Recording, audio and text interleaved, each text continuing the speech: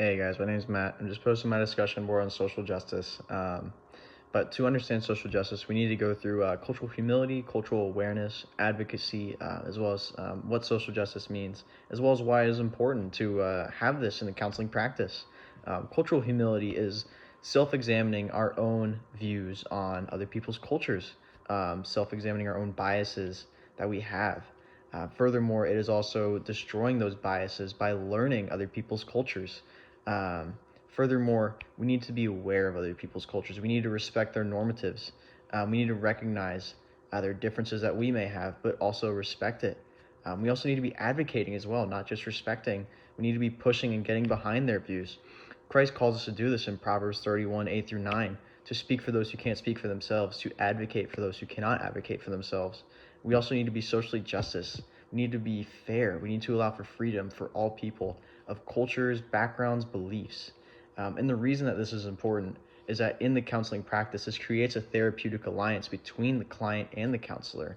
This can allow the client to feel safe, allow them to feel free to open up to the counselor whenever they do know their background already. But we need to do this ethically. We also need to conduct this in an ethical practice. Stalder applies 3 rules when it comes to ethically considering social justice and cultural humility in the counseling practice. These are universality. Would this apply in most of majority situations? We also need to have justice for this. Would we be able to treat this fairly across for all people, as well as publicly? Would this be something that people could see in public and not feel shame about it? A biblical integration towards this is Luke 19, 1 through 10, as well as Luke 10, 25 through 37. The parable about the Good Samaritan.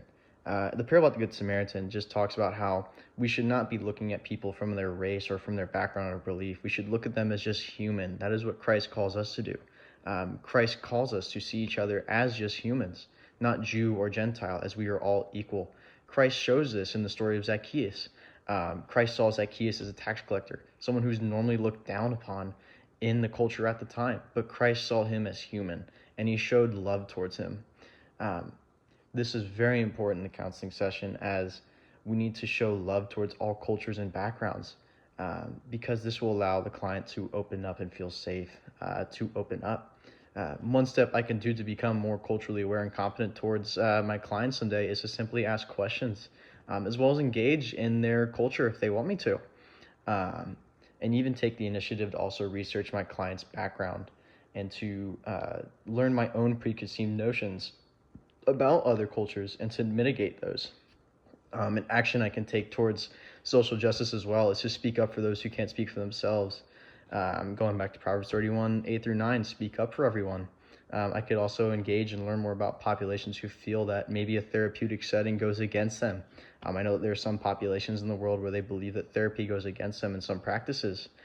In addition, I can just treat people fairly and equally in all circumstances as well. No matter who the client may be, no matter where they come from, I should try and learn to understand and to treat people fairly in all practices. But thanks, guys, for listening. I hope you have a great night. Yeah, thanks.